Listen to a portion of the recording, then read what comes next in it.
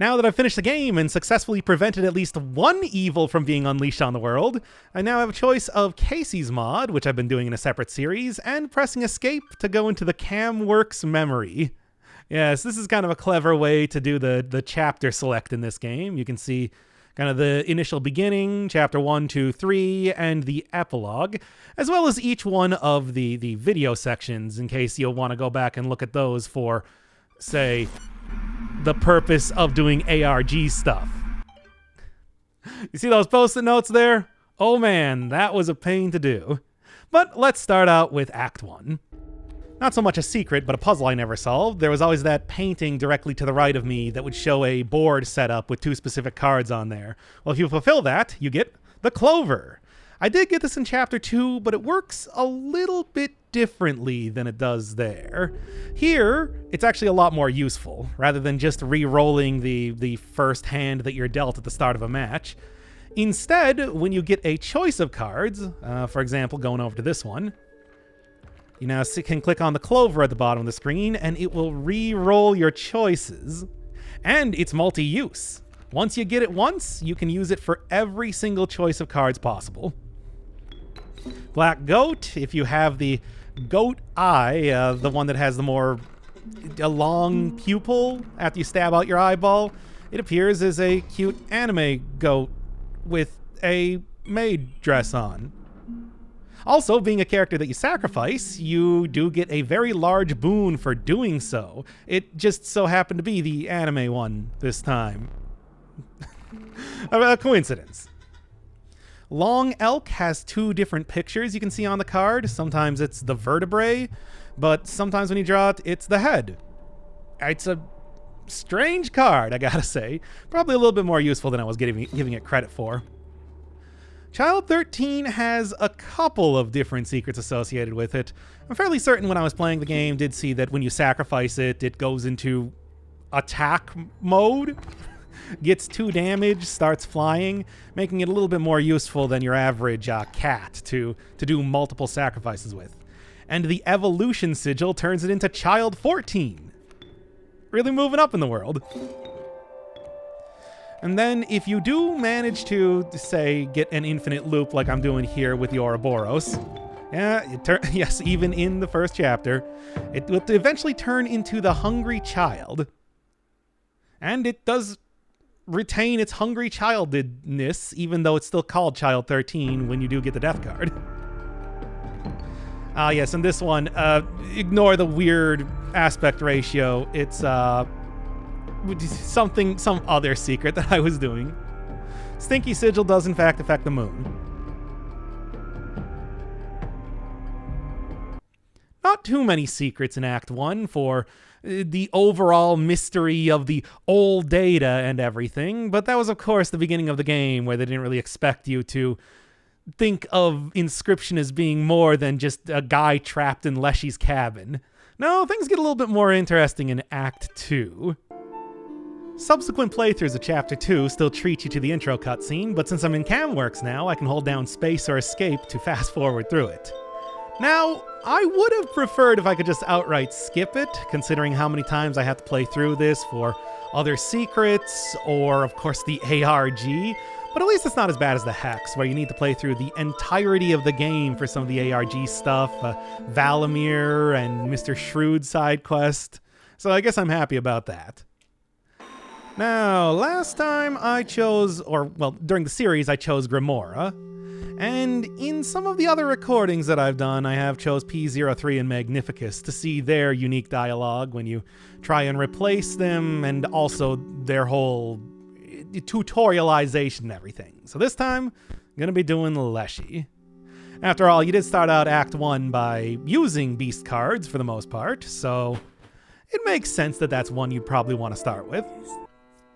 Magnificus, on the other hand, tells you the ins and outs of gem cards and everything, which didn't really understand too well in P03's chapter, so it was nice to have that spelled out there.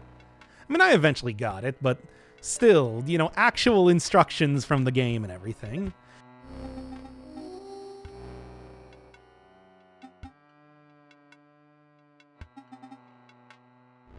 And then And then when you actually face him during the moon fight, the finale fight, whatever you'd want to call it, he does confirm that, yes, the goo mage is there to try and fish up some of the old data for himself.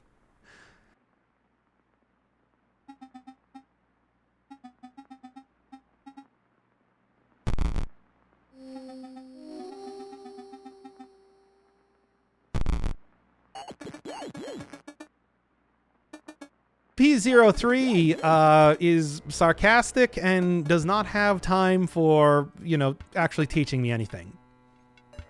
This should not be surprising to anybody. Say that right now.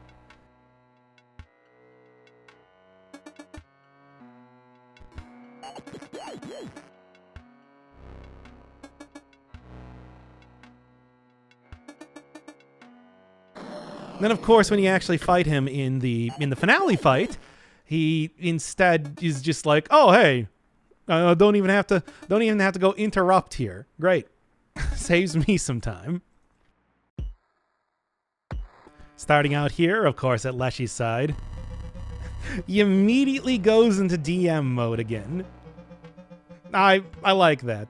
I like that even when he's lost and we're all the way back to the more base version of the game, he's still very much into the whole role-playing thing. Oh yes, sacrifices must be made.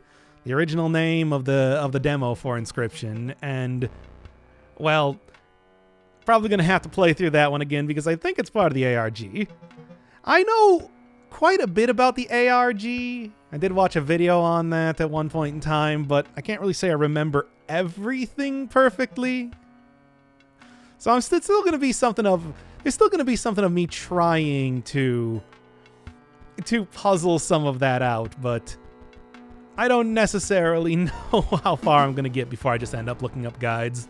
Another thing I didn't even try to do in Leshy's chapter is walk behind some of the trees, because there are some things back here to see. Some of them we did see during the ending when the old data started to get unpacked, but also there's some extra dialogue too if you're really trying to poke around the sidelines. Next, I'm going up between these two trees to find the woodcarver. Hey, how's it going? Yeah, I can understand that. Sort of a difficult area to find unless you're just running up against every single one of the walls trying to find secrets. We don't know what her purpose was in the first chapter, but here it was likely to be another character to fight to go up against Leshy, though it seems that glimpsing the old data means that you get exiled from that role. Yeah, we did see what happened to Luke. I can understand why you wouldn't want to say too much about that. Probably also has something to do with the fact that everybody is self-aware and clearly beyond the programming that they were given. Although that would normally be a thing for anything created by the game works. I think it's specifically because you can see this while you're playing the game that it's more the corrupting influence of that. And don't worry, I am not going to be deterred by that. We are going to be learning an awful lot about the old data eventually. Not that I can really ask them about that anyway.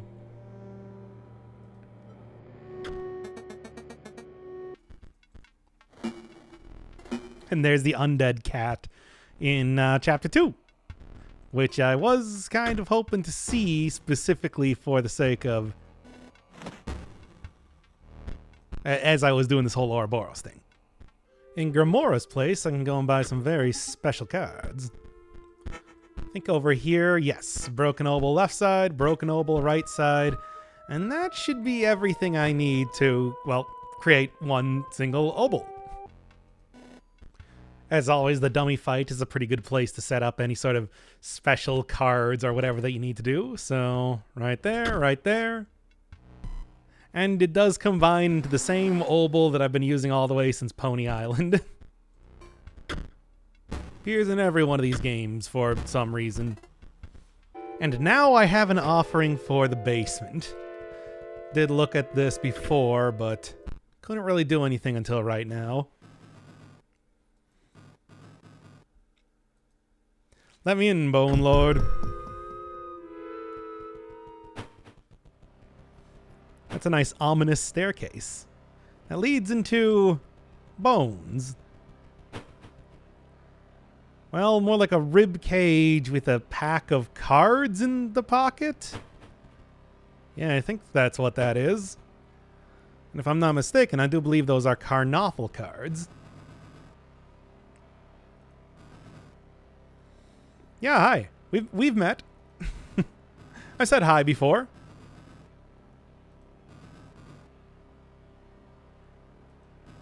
I've seen some images. They don't seem to be very unknowable.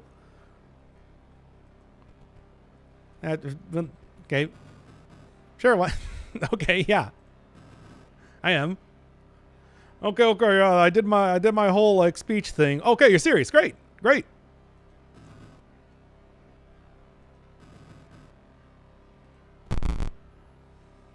I like that upon talking to the Bone Lord, he's just like, okay, we're best friends now. Here's a bunch of stuff. I knew I'd meet somebody else who loves the old data as much as I do. Sort of the same thing as the boon of the Bone Lord from the first chapter. Special card.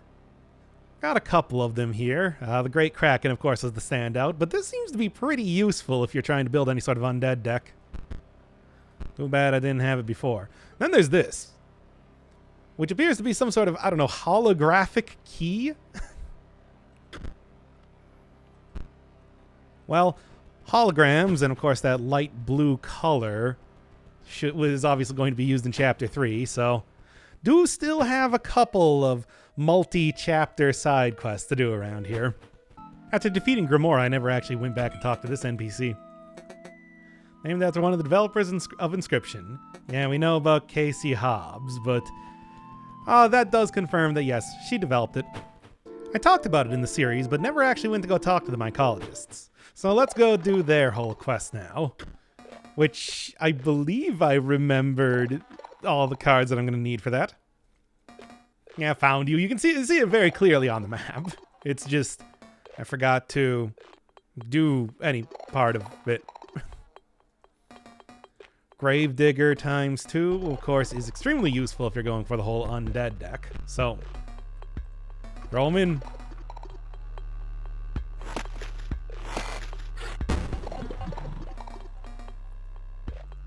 I think Mycologist is the one character that is not really specifically of Leshy's crew that he brought into his version of the game. Of course, the Stoat, Stinkbug, and Stunted Wolf are all there, but don't have, like, Rebecca, for example. P03 was a lot lazier with how he did stuff, so ended up getting a ton of the various characters from all around Inscryption, and even just the basic map of the game itself, kind of making up his entire section of the game.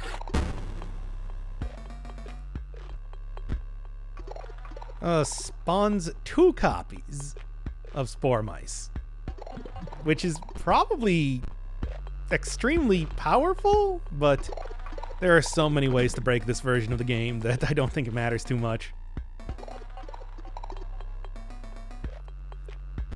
Double Sentry Drone, so when a card moves in front of it, it does 2 damage.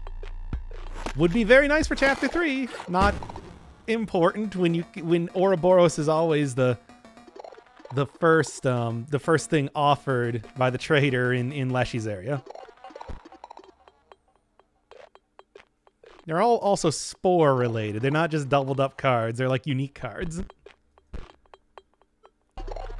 And then one final one.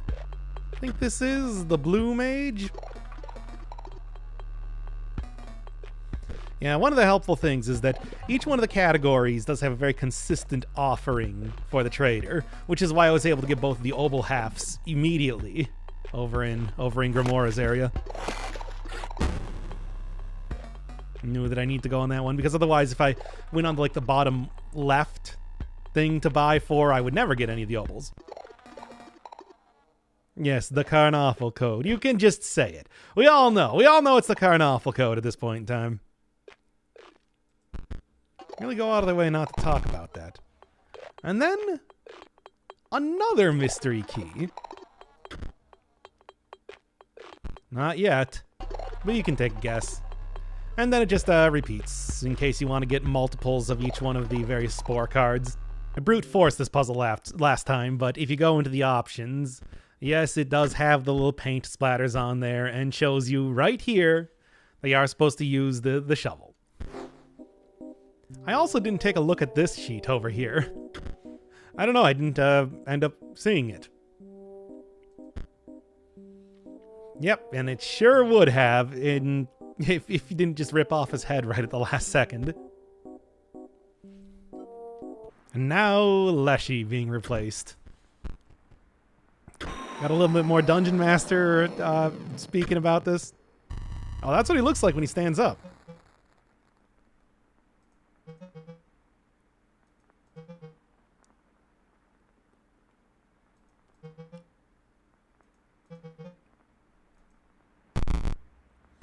As always.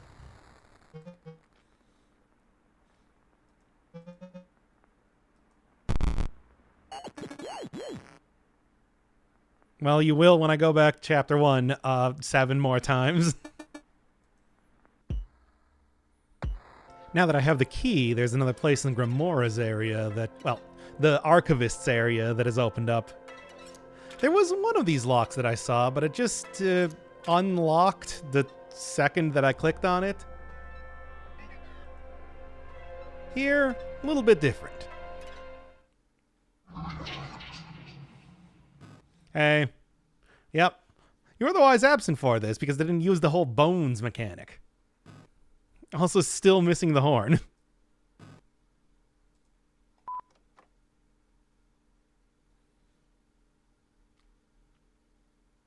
That wasn't me. I didn't do that. What the fuck, man? And I promised that we were going to know a little bit more about the old data, but not from this, it seems. Here, let's grab a really old file this time. Instead of picking something very new that I created right before recording the episode. Yeah. There we go. Actual good stats on it. That said, I don't even know what that file does, so I think it's probably fine for it to go. Hostage file. A couple of these things that I never really looked at when I was going through here.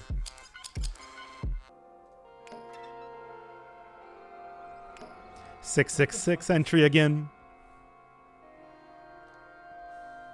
All about them card games. Big theme in the series. Never bought this the first time.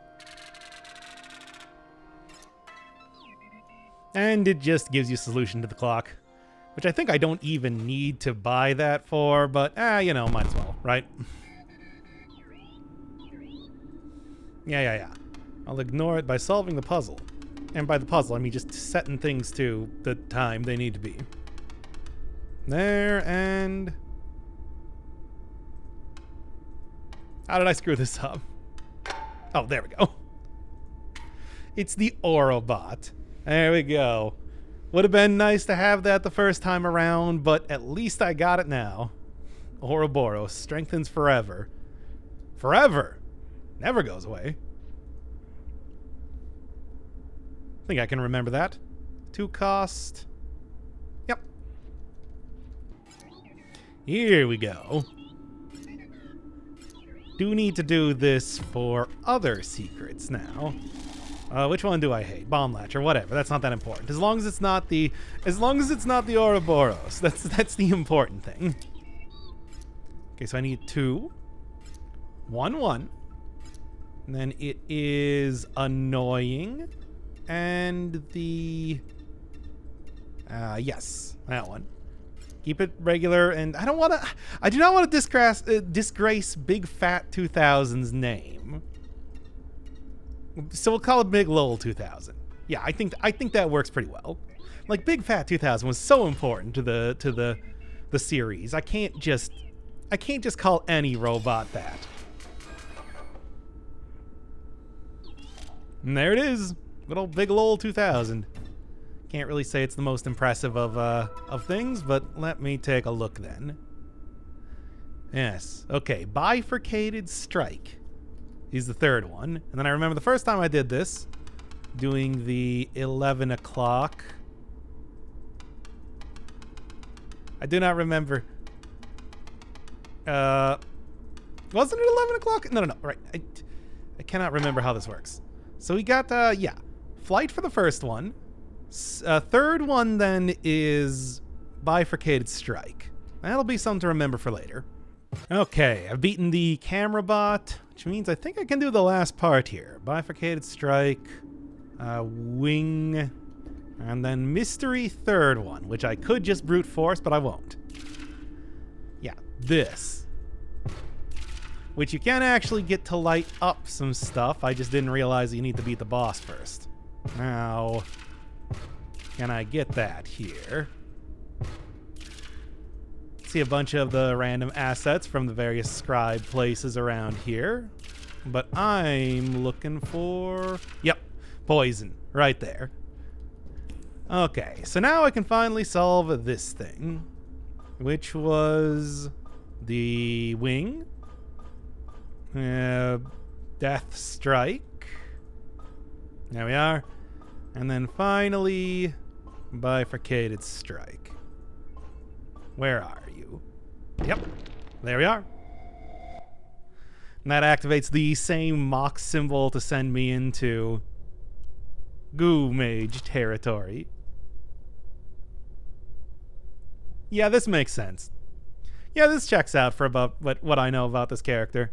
Also appears to be drawn on, I don't know, like a paper towel, which also checks out.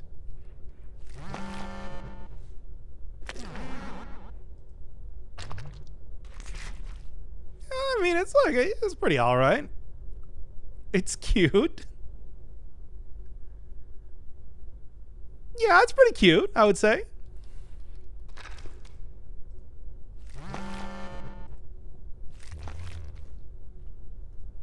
He's gonna turn you into a card.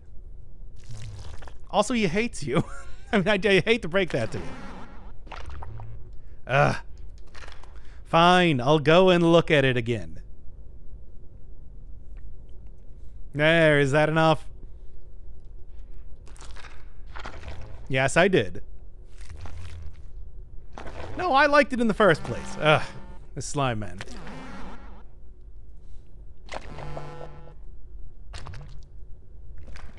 Yes, of course. This was a very important secret to get. Don't think there's anything else I can do. Yeah, if I just walk off the side, I won't walk off the side. Alright, but otherwise I have all 4 of the Uber bots destroyed, which means now there's one more thing that I wanted to do in here. And that is the stoat, of course. No, that is by these. Hollow pelts. Take to the trader. And I can get to the trader now, but I do believe that there's like at least one more that I want to get. I've already gotten a couple of them, which I'm sure I'm probably already showing right now. Already showing the footage of. But I think I need 5 in total. Oh, and also files. 6906. All a bunch of things from, I think this is supposed to be from Casey. Which I guess for some reason she was saving on the disk for Inscryption. It's supposed to be her work. I don't know if she should be doing that. But anyway. And one more here.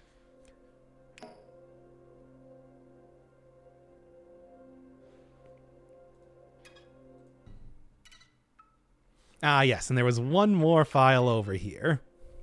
A few years after the previous ones. About Luke. Which is interesting. Well, did give access to the computer, of course. So, I guess that would be that. Now, did I get all of the pelts? I might have. But now that this door is opened up, I can go and talk to the trader, who's just kind of sitting in here as a hollow head. Interesting voice.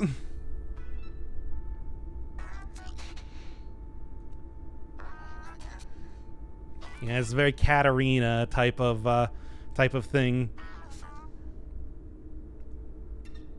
Where you get, of course, weird, not really tarot cards, but they're also tarot cards.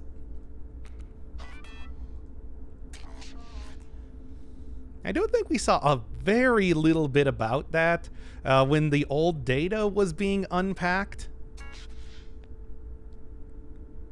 That there was a very brief text file that you could see a little bit of information on. And I think they did mention like a big ear or a berry character. I'll put up the image here.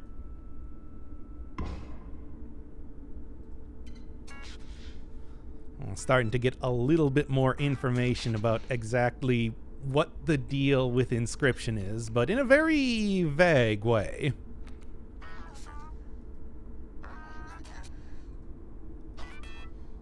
Yes, triangle of isosceles proportions, of course, referring to the game works from the Hex, which is just the equivalent of Unity in this universe.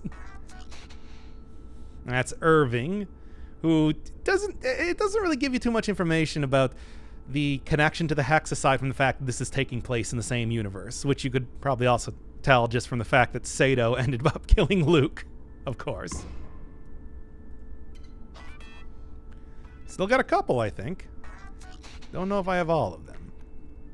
That looks familiar. Yes, she made it on Unity. Yeah, other people created it, but only one person seemed to be of particular note in the creation of it. Do I have any more? I got at least one more. Hollow pelts. Yeah, so the cards in the pocket and the rib cage did appear earlier in the Bone Lords area. And somebody's actually saying Carnoffel code rather than keeping it very ambiguous as of just yet. The code is in the cards. The Carnoffel cards. So that's something of a hint as to what exactly the Carnoffel code is even supposed to be. Need one more then.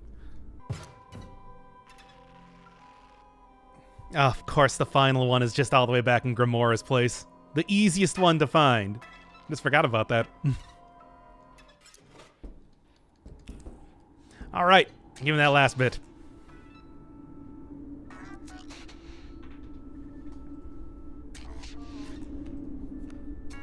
And the devil. Well, also seems to be like more of a living version of that character. Sort of hard to say. You can't really see what that patch is supposed to be, or if it's supposed to be a pack of cards.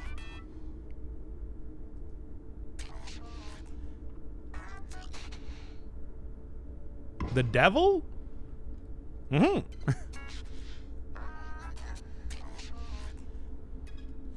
Okay, so that is that. Oh yeah, you can even see also the skull that Leshy uses right there.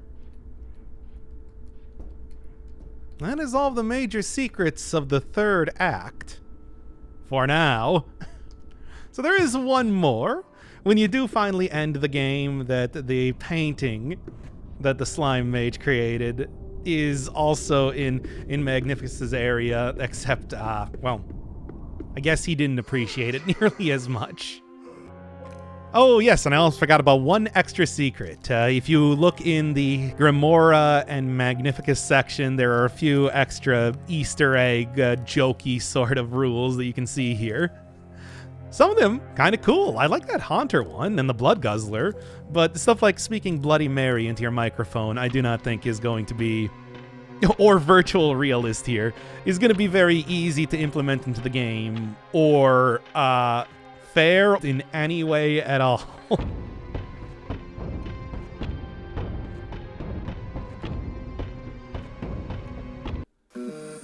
At the start of Chapter 2, we get this whole big data wipe thing going on, but if you press Control-C, You open up the command line. That's right. After 3 games of having this whole thing happen, you can finally interact with it, which is still weird that this has happened in every one of the games so far. But the more important thing is, yep, we're here. We are at the ARG of Inscryption. So sit back, get comfy, because things are about to start getting real weird. But now that we're here, let's do a quick review of everything that we know about the old data. So the old data is a horrible, corruptive influence on the Disk of Inscryption. All of the scribes want fragments of it for their own reasons. The Bone Lord worships it. The Mycologist want to study it. The Trader and Woodcarver both warn you about it. But the actual data itself, it consists of 2 parts that we've seen so far. The first part is a bunch of images and conversation logs, most notably involving somebody named Barry Reginald Wilkinson, who works for the Department of Defense under the name Big Ear, and was apparently killed during some sort of operation related to the old data. The other thing, of course, is the Carnoffel Code. We don't know what exactly the Carnoffel Code is or what it's supposed to do, just that it's very, very evil and very, very powerful. It was created by the devil. It's not clear if that is literal or metaphorical, but it's also in the cards and is represented in the game as a pack of Carnoffel cards in the tattered shirt pocket of a skeleton, or at least a rib cage. It was powerful enough that Sato wanted it. Ended up shooting Luke to try and get it in her new Amanda persona. And if you're wondering, are we going to hear anything more about Sato and her whole cameo in the game? No, I don't think so. If I'm remembering correctly, I think that everything we saw during the ending is everything we're going to get. You're going to have to go ask Daniel Mullins about that if you want any more info. However, here, let me just say help, because I have used... Yeah, here we are. I have used command line before, but it's been a little while, so I can't just say like dir. No, really. It's like see the directories here, but decode. Yep. Echo change directory. I mean, and is it just cd what? Old underscore data, and there we are. All right, and ls is it? Here we go. Yes, there's a JPEG, PNG, Barry Wilkinson ID, of course. Kaminsky logo. The Douse, yeah, we saw that in the end too, the card. KC, don't know. But like, how do you open stuff here? It's it's just open in like a case, kc.png. Can't be shown because it's in command line, of course. But, well, we did see it in other parts of the game, or at least some of this stuff, at least like Barry Wilkinson's ID. However, I think like the more important thing is log.txt. Very nice. You recognize this, don't you? If you watch the Hex series, of course you recognize it, because this is a cipher. And we did see a cipher before. Back in the one of the Luke Carter videos, very briefly shown was a post-it note with just an entire list of things that I need to do. Mycologist, first 12, first 11. I'm not actually looking at it right now, but you are. Perhaps, and then a blood letterbox. And as we saw in the help list of things going on right now, there is a decode. So, how are we going to do this? Well, Mycologist, fairly easy one. That one you can get pretty much immediately, because I'm sure you probably noticed I got 2 holographic keys in Chapter 2 of Inscryption, the actual Inscryption game, and one of them I never used. I used the one for the Blood Lord, of course, or the Bone Lord. But I never actually used the one for the Mycologist. That's because, well, it leads to an entire thing. In Chapter 3, if you are on the east side of the whole world map, you'll notice that there is one secret arrow appearing in the corner, which is surprisingly difficult to find. I had to mouse over everything trying to look for it. And that leads you to not just a short encounter like I did with the whole Bone Lord thing, but, well, an entire optional super boss fight with FMV video, which is pretty great. And this is, yeah, actually a surprisingly difficult fight. The Mycologist, of course, does pull his old tricks of being able to combine things, but now on the battlefield. You can see that the usual thing that appeared, the usual like runes that he would use to combine different cards, now appears in the middle of his board, and every single turn, each one of the cards, yeah, each one of the cards goes towards the middle and creates an amalgamate of that. And my first attempt didn't go very well, I'm sure, as you can probably tell. Mycologist also likes to yell a lot, which is strange too. But yeah, of course I could just take out the Ouroboros and everything and finish this in one round, but I don't know. I wanted to, you know, at least try and show off the fact that this is, well, or at least can be, a surprisingly difficult boss fight. So starting out here by just throwing down a whole bunch of bombs. One of the things that I just constantly forget with the whole remote, that as I've been doing some of this ARG stuff, I actually remembered is in fact a mechanic in the game, is that you can just smash one of them with a hammer. If you put down a whole bunch of bomb robots on the screen, smash one of them with a hammer, and then it just destroys the entire board rather than waiting for it to be attacked. And that means that, you know, you can then put down cards after that rather than having to end your turn, but, you know, no, I forgot about that here. Let's just say that right now.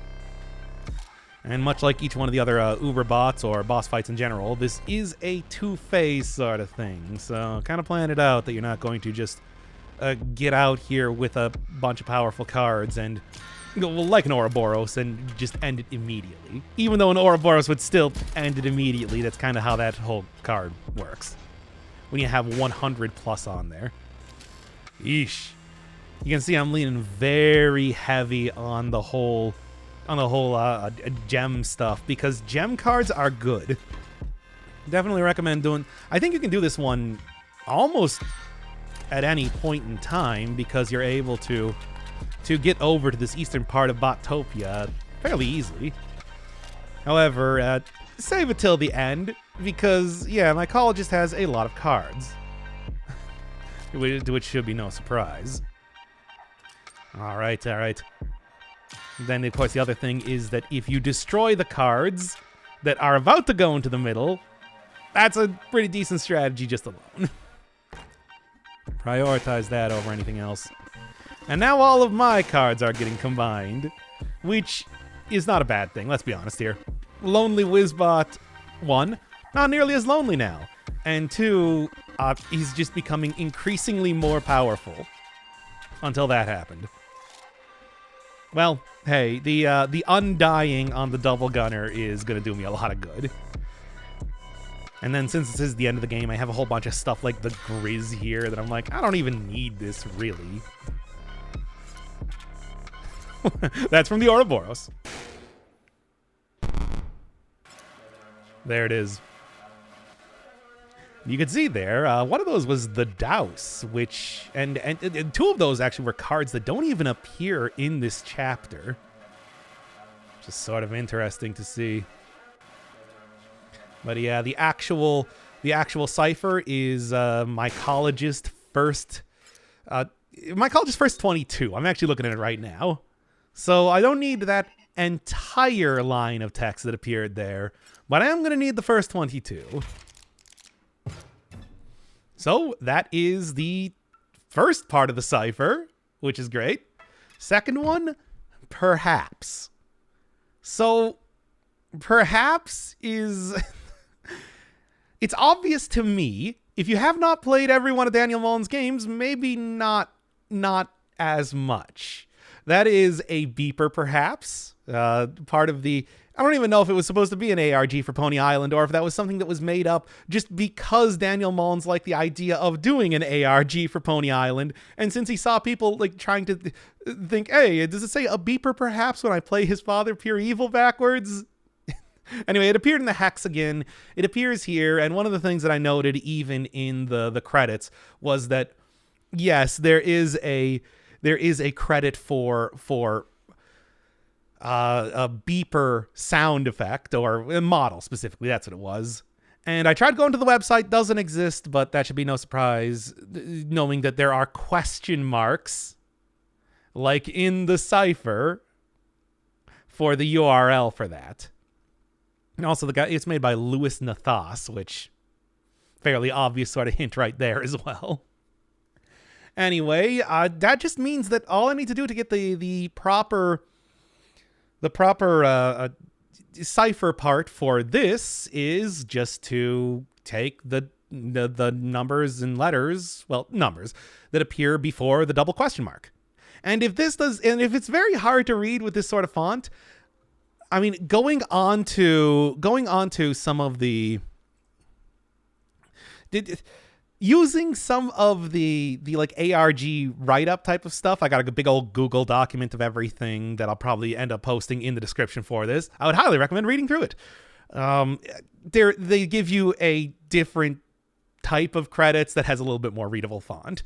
I don't know how you unlock that. I played through the game a second time to see if I could get different credits, but that wasn't there. I don't know.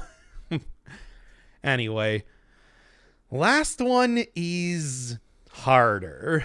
Blood letterbox. There's a lot of things in the game that can be considered blood related. My first idea, you get the big blood splash or blood vignetting, whatever you'd want to call it on screen when you use the pliers or the knife in the first chapter. Letterbox, there's no letterbox option in the game, but what you can do is mess around with the resolution, and that was the thing where I was showing that moon secret before, to get like a big letterbox on top and bottom of the screen.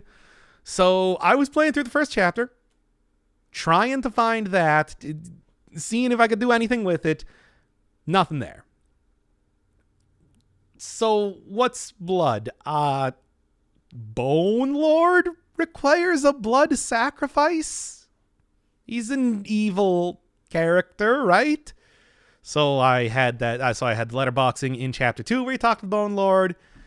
And then there's also one appearance in chapter 3, which is actually the one you want to go for. As it turns out, the Bone Lord, who you'd think would have something to do with bones, is in fact also the Blood Lord, I guess. Whatever. Let's roll that beautiful bean footage of me going back into the room with the letterboxing. There is the code.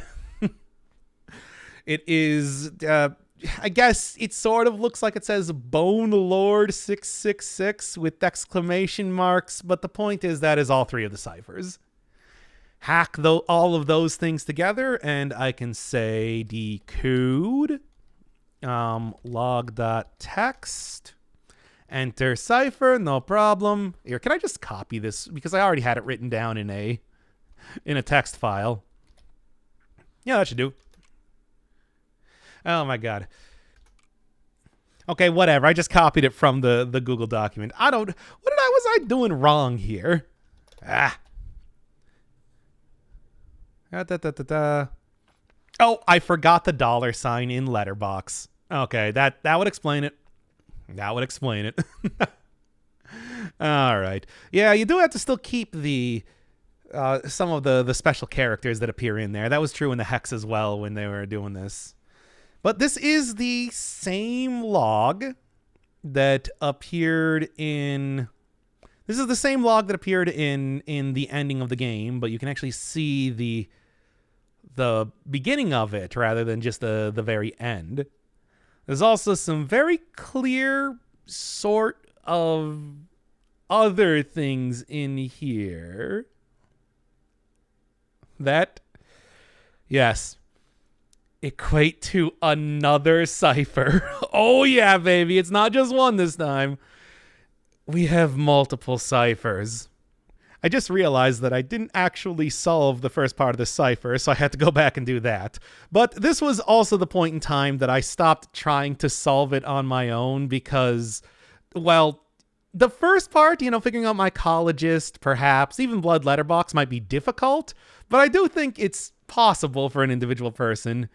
This part really required a community effort. I got the 2-3K2, but everything else is kind of ridiculous. So the first part here, SE167 BP true, is related to the save file for the game. Again, it's similar to how I accessed the Fantasy Island section of the hex, but here you have to do it in a little bit more particular way. In fact, the Google Doc for this one was entirely incorrect on how you're supposed to do it. If you just throw in 167 in the way that it shows, you get this.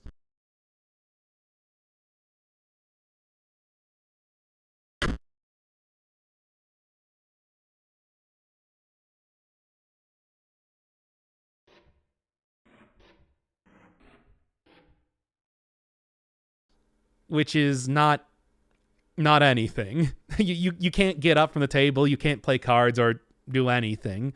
Though it does give you a cool starting screen where it's kind of glitchy like that to tell you, hey, you messed up the save file. Now what you need to do is you need to increment the list for completed events, set in 167, and then you need to go look for BP, which is Bone Lord Puzzle. Yeah, I was thinking, hey, click on the Bone Lord's skull 666 times in the first chapter. Nope. By setting that in, you don't need to do that because you get a jump scare.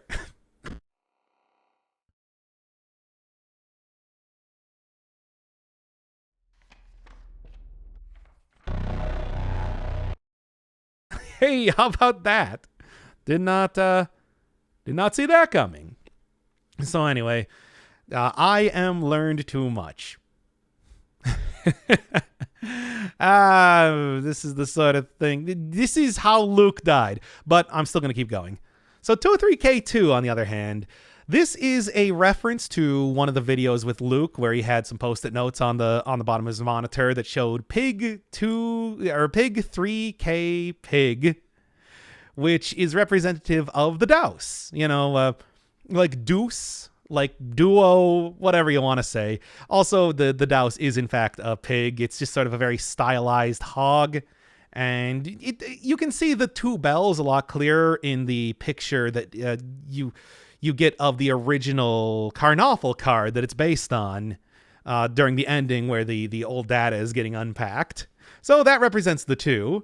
3, on the other hand, a little bit more questionable. There's only one thing that has 3 associated with it in the first chapter, and that is the Mantis Lord, Trifurcated Strike. So it's a little bit of a stretch, but it makes sense. And then K, if we're talking like suits of cards, King? Now, the problem is that there are 2 different cards that have King in the name. The Kingfisher, which is, of course, the easier one to get out of the 2, and Rat King.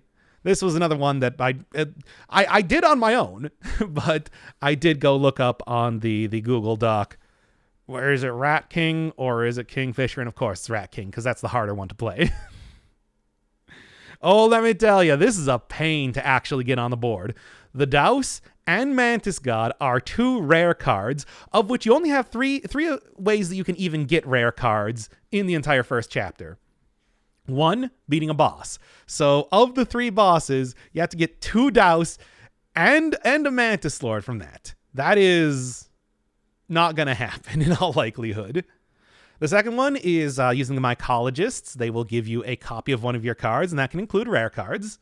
So that'll work for the Douse, but that's still so many specific rares that you have to get in a single run. And the third way, and what I ended up doing, was buy a whole bunch of the golden pelts, and then you can trade those for rare cards. And that's how I ended up getting all 3 of those cards. I guess you can also use the hook in the final boss fight, which is where I ended up doing it with the boon of the magpie and the one that allows you the ambidextrous boon. You can draw 2 cards and choose which cards you draw. And I still screwed it up because I forgot that the Douse puts down chimes. So I had to, basically save scum to get back to the battle, to get back to the start of that battle, and then do it again correctly this time, and you get the phrase, stop.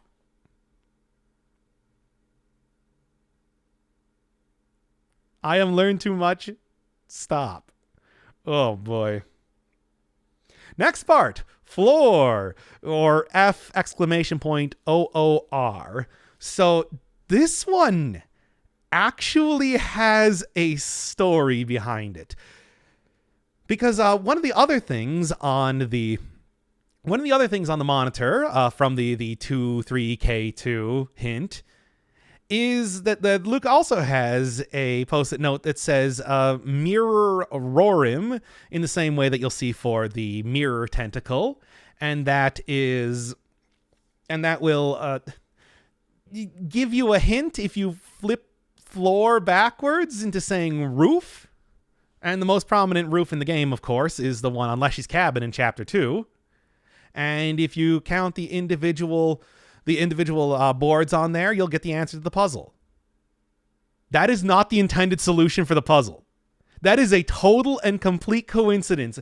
And Daniel Mullins was actually surprised people were able to figure that out. No. What you're actually supposed to do is rip all of the texture assets from the game, and then across various floor assets, the various floor textures and texture mapping. And I would have loved to have done this for this dumb video, but I'm going to be real with you. I tried to go remember how to use CMake to go and get like a Unity asset extractor and everything, but there is no easy way to do that. And after it like failed to compile 3 times, I just kind of gave up on that whole thing. But really, it's like you can... one of the most notable ones, if you were looking for it, I think in one of the Magnificus Tower, maybe the one with a dummy in it, you can see like a 7 in the corner. And that's the easy one to find, looking at the various floors. It is incredible. And of course, people just solve it by looking at, roof. Just look at the roof, right? God, I would love to have had all those textures, but I could not figure out how to get them for this, which is really too bad, because this is one of the more wild parts of this entire ARG. Anyway, last 2 ones, sort of self-explanatory. Archivist. You probably noticed at the start of the Archivist fight that there's some pretty clear Morse code.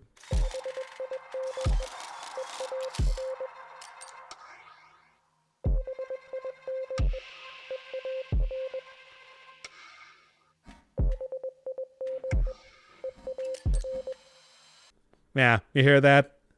And if you didn't hear it very well, here is it played 3 times, slowed down, and with a wave. Well, what is it? The visualize the wavelengths with the associated letters along with it.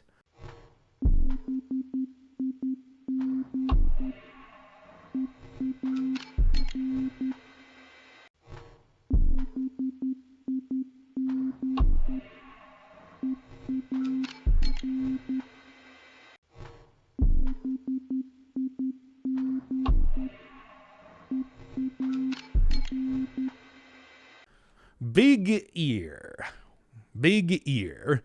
And then new game, that's one of the other things, the new game card that you can see either from Leshy's cabin, inside of his back room, or inside of the box in P03's area, which is where I went for that, because, I didn't realize what it was when I was originally playing the game, but yeah, that's supposed to be the new game card locked inside that box.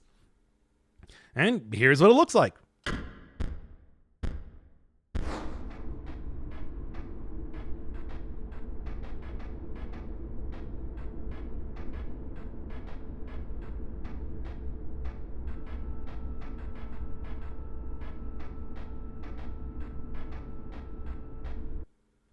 Yeah, did you get that one? No, well, let me slow it down and show the Morse code on screen this time.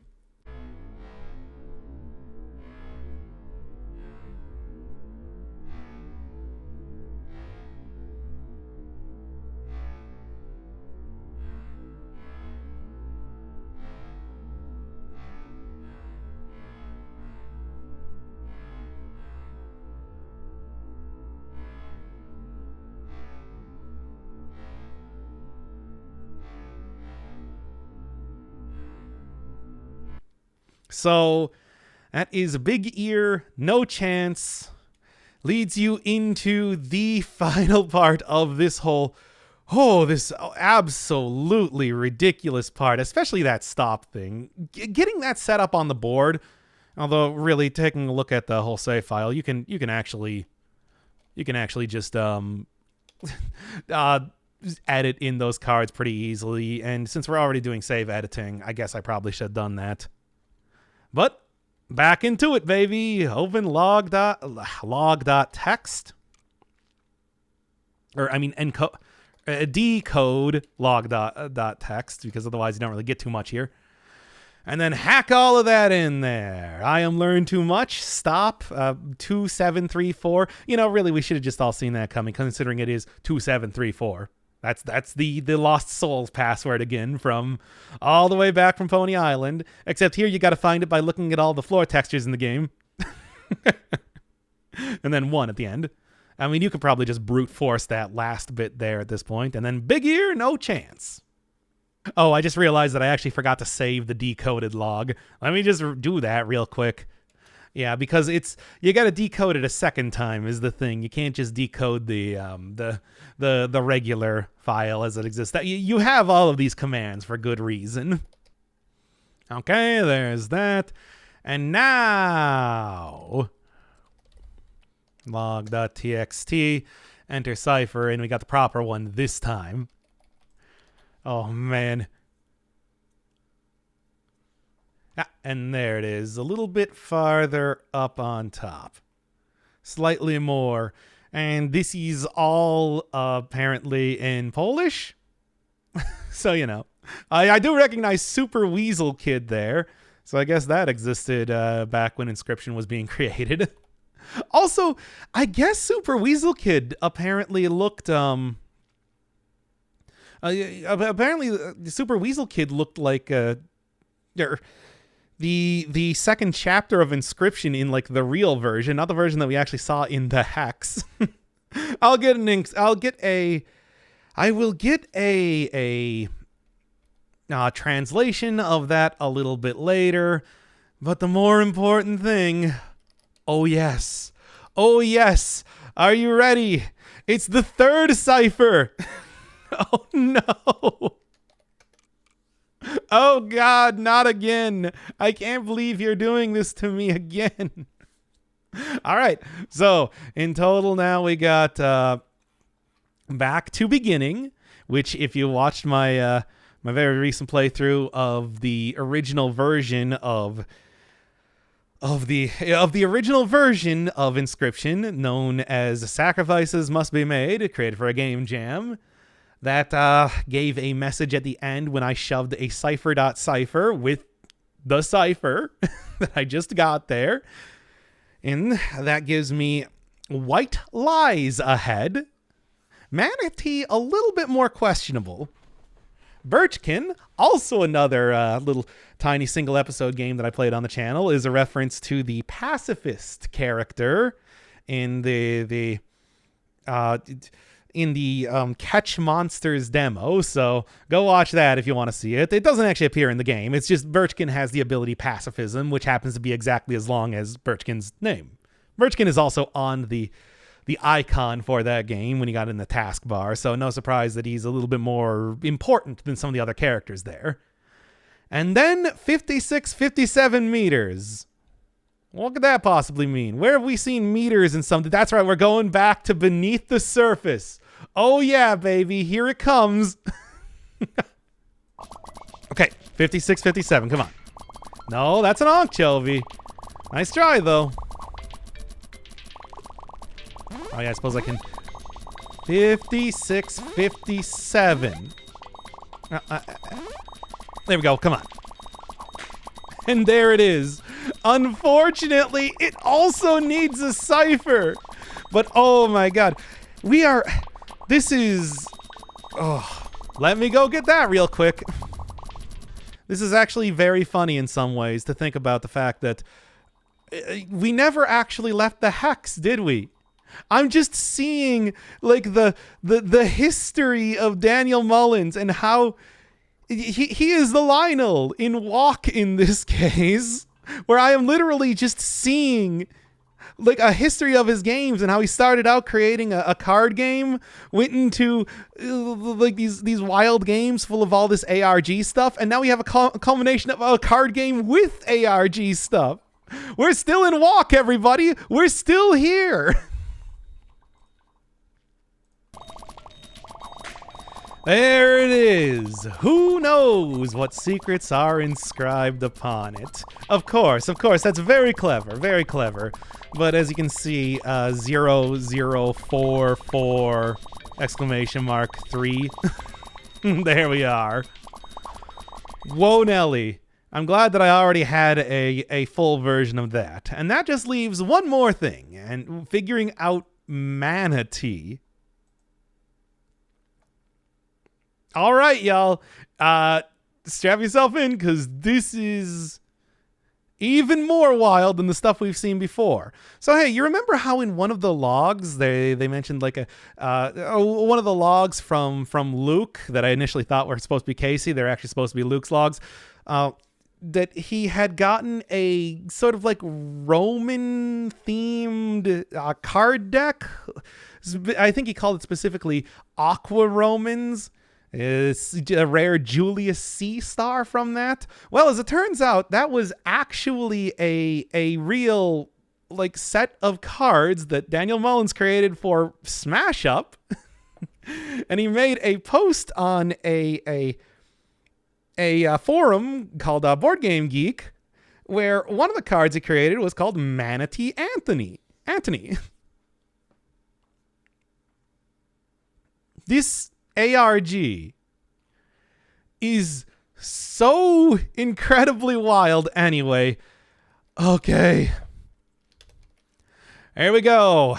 Let's decode log.txt again. Oh my god. And that's what it looks like. White lies ahead.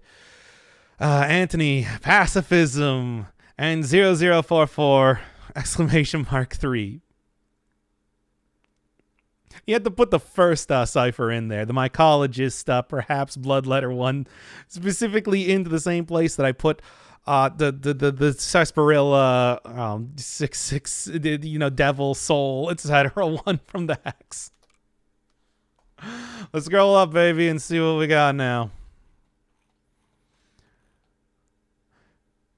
That's right. That's right, everybody. Didn't see this coming, did you? The corpse, that skeleton, that was Hitler. Yep. The pack of cards in his jacket pocket, the devil, the Karnoffel code, came from Hitler. Oh, what an incredible reveal. Hey, is there still even more? Oh, you bet there's still even more. Although there isn't a cipher for this next one, there is there is something that certainly looks like a cipher. You can see it's got like the bars and everything there in the Kaminsky LFG order form link. So that one is not even possible to do anymore. It's literally not even possible. This is what the website looks like right now. Here's what the website apparently looked like before it went down. And you had to be one of the people to get one of the discs from this website to put in the next whole, oh my god, the next whole cipher that you need to do to translate the rest of this. Additionally, you remember how there were coordinates for said in one of the Luke videos where he found the disc supposedly? Well, as it turns out, that is in a Stanley Forest near Vancouver. People actually went over there. They actually found discs. Here's a picture. Because prior to the game even coming out, Daniel Mullins did in fact bury an Inscryption disc there. It was blank, but that's that's something that actually happened. And another disc that just contained a single file with the text, "This guy moaned." This guy moaned is the name of a Reddit user who is Daniel Mullins. And that's how people figured out the whole manatee thing. Because I don't know how else you would do that. That is ridiculous. Wow. So the discs. There were three different discs sent out. And they formed, well, combining all of them into one gave a single line of text.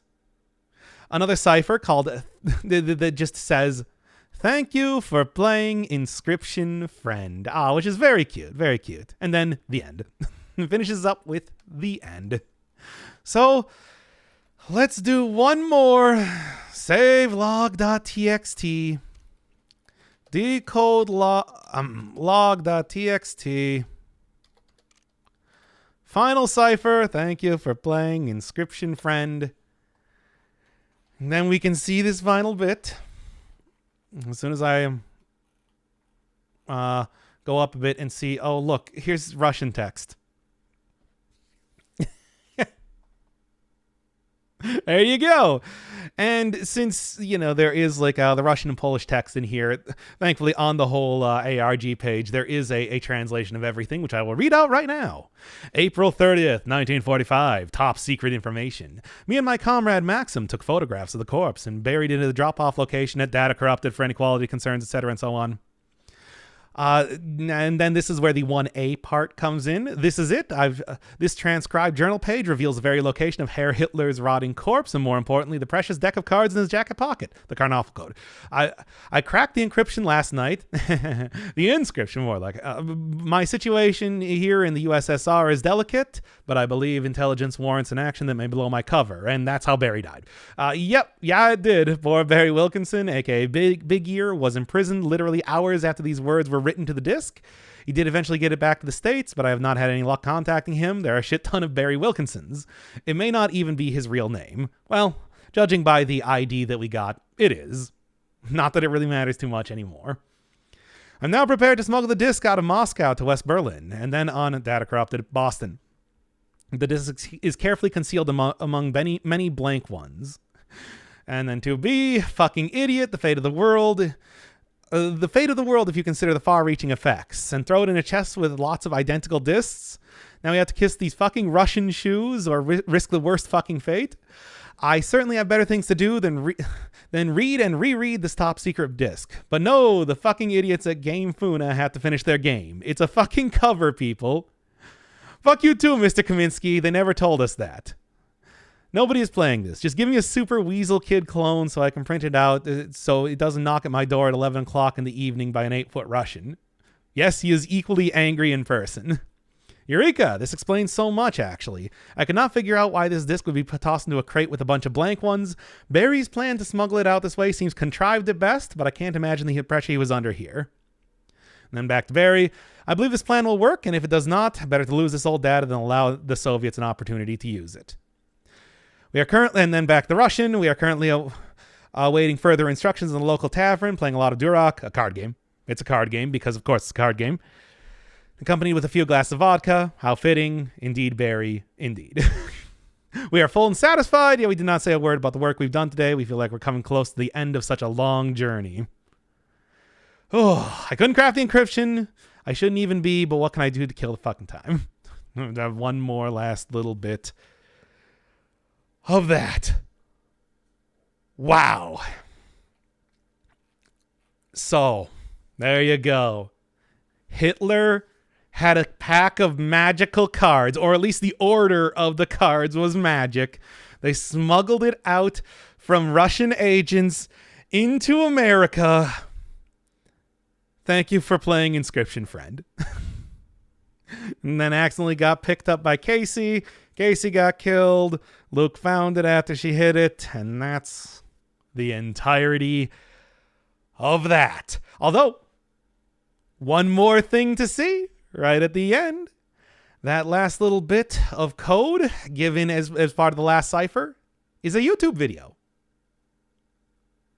Watch it in the description.